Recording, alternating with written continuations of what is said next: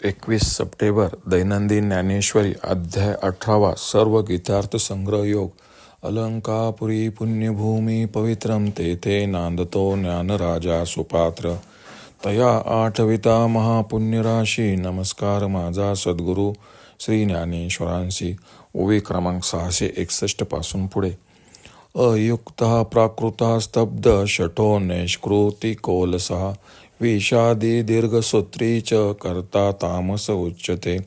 तरी मिया लागलिया कैसे पुढील जळत असे हे ने निजे होताशे जिया परी पैशस्त्र मिया तिखटे ने निजे कैसे निवटे का निजे काळ कुटे आपुले केले तैसा पुढील या आपुलया घातू करीत धनंजया आदरी वो खटिया क्रिया जोका तिया करिताची ही वेळी काय झाले हे न सांभाळे चळला वायू वाहुटुळीत चेष्टे तैसा पर करणिया आणि जया मेळू नाही धनंजया तो पाहुनी पिसेया कैत्रीजाय आणि इंद्रियाचे ओघरले चरोनी राखे जो जियाले बैला तळी लागले गोचिड जैसे हासया रुदना वेळू नेनता आदरी बाळू रहाटे वृक्षंगळू तयापरी जो प्रकृती आतलेपणे कृत्याकृत्य स्वादू नेने फुगे केले धालेपणे उकरडा जैसा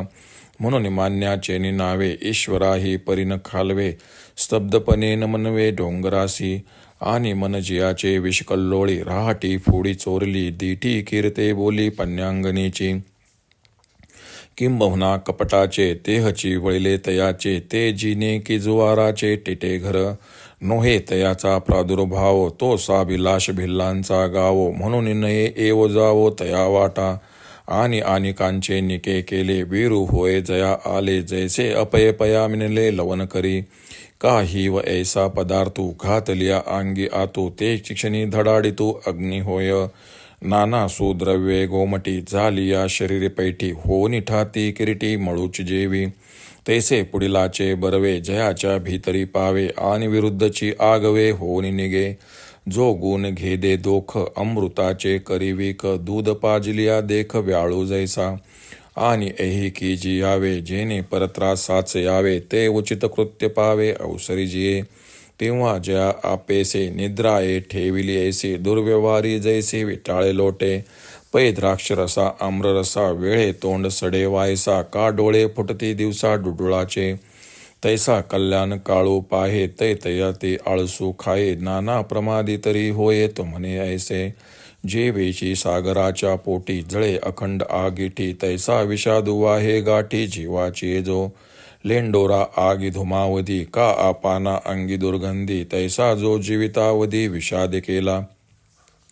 आणि कल्पांताची पारा वेगळे ही जो विरा सूत्रधरी व्यापारा साभिलाषा अगा जगाही परोती शुचा वाहे पैचित्ती करिता विषिहाती तृणही न लगे ऐसा जो लोका अंतु पाप पुंजू मूर्तू देखसी तो अव्याहुतो तामस करता एवं कर्म करता ज्ञान या तिहीचे त्रिधा चिन्ह दाविले तुझ सृजन चक्रवर्ती. श्रीकृष्ण पुढे अर्जुनास सांगतात तर माझ्या स्पर्शाने ज्या वस्तू जळत आहेत याचे अग्नीला जसे भान नसते किंवा आपल्या तीक्ष्ण धारेने लोकांचा कसा जीव जातो हे शस्त्राला किंवा आपल्या परिमाणाचे कालकूट विषाला जसे भान नसते त्याप्रमाणे हे अर्जुना ज्या योगे स्वतःचा किंवा दुसऱ्याचा घात होईल अशा क्रिया करण्यात जो प्रवृत्त होतो ज्याप्रमाणे वावटळ सुटली असता वारा अस्ताव्यस्त वाहतो त्याप्रमाणे क्रिया करते वेळी तिच्या परिणामांकडे लक्ष न देता स्वैर वागतो त्याच्या क्रिया आणि तो यामध्ये अर्जुना काही मेळ नसतो.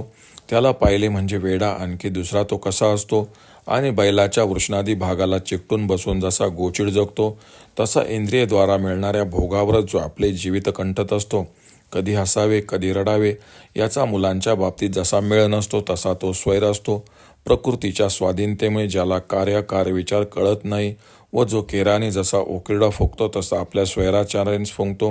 म्हणून जो गर्वाच्या भरात ईश्वरापुढे नम्र होत नाही किंवा इतका ताठ भाषण न करण्यामध्ये असतो की त्याच्यापुढे डोंगराचा ताठपणा कसला ज्याचे मन काळकुट्ट म्हणजे कपटी आहे ज्याची वागणूक चोरटी आहे व ज्याची दृष्टी वेशेच्या दृष्टीप्रमाणे चंचल व मायावी आहे किंबहुना ज्याचा देह म्हणजे मूर्तिमंत कपटाचा बनवलेला पुतळाच आहे व त्याचे जीवन म्हणजे जुगाराच्या अड्ड्यावरील माहेरघरच आहे इतकेच नव्हे तर त्याची गाठ पडणे म्हणजे लुटारू भिल्लांच्या गावात सापडल्याप्रमाणे होय म्हणून त्याच्या संगतीस कोणी लागू नये. जसा दुधात मिठाचा खडा पडला तर तो पिण्याला अयोग्य होतो, तसे दुसऱ्याचे बरे झाले पाहिले की याला अयोग्य लागते, वावडे होते. किंवा किती थंड पदार्थ अग्नीत घातला तरी तो जसा ताबडतोब धगधगीत अग्निरूप होतो. अथवा अर्जुना चांगले पदार्थ काही काळ पोटात राहिले असता त्याचा जसा मळच बनतो,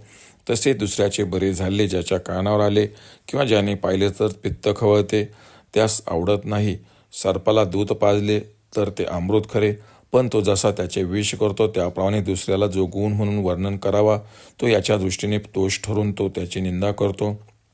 या लोकात अशा रीतीने वागावे की येथे सुख व कीर्ती लाभून खात्रीने प्रलग प्राप्ती होई. असे उचित कृत करण्याची वेळ आली असता ज्याला झोप हटकून ठेवल्याप्रमाणे येते आणि दुष्कर्माच्या वेळी तीच झोप विटाळशी स्त्रीप्रमाणे त्याला सोडून जाते. हे पहा, द्राक्षाच्या किंवा आंब्याच्या हंगामात जसा कावळ्यास मुखरोग होतो किंवा दिवसा घोबडाची दृष्टी लोप पावते, त्याप्रमाणे कल्याण होण्याची संधी असेल संत समागम सत्शास्त्र तेव्हा त्यास आळस येतो, पण तोच आळस नुकसानीच्या प्रसंगी अगदी त्याचा ताबेदार असतो. समुद्राच्या पोटातही जसा वडवानळ नित्य जळत असतो तसा तो अंतःकरणात सदैव कष्टी असतो, अगर धुमसत असतो. लेंड्यांच्या विस्तवात शेवटपर्यंत जसा धूर असतो किंवा अधोमुखाने वाहणारा वायू जसा दुर्गंधीकडे असतो, त्याप्रमाणे तो आजन्म कष्टी असून सुतकी असतो आणि कल्पांताच्या पलीकडे लाभ होईल अशी आशा वृत्तीने व्यापाराचे सूत्र रचतो. अरे, जगात कोणी खटाटोप केला नाही तो करण्याची इच्छा बाळगतो खरा, परंतु कृती पाहिली तर त्याला काडीचाही लाभ होत नाही. लोकांमध्ये अशी कर्मे करणारा जो पापाचा पुतळा दिसेल तो सर्वथैव तामस करता होय. हे सृजनश्रेष्ठ अर्जुना, याप्रमाणे कर्म करता आणि ज्ञान देईचे 3 प्रकारचे लक्षण तुला सांगितले, असे अर्जुन श्रीकृष्णास म्हणतात. ओम श्री रुक्मिणी पांडुरंगाय नमः. ओम श्री ज्ञानराज माऊली नमः.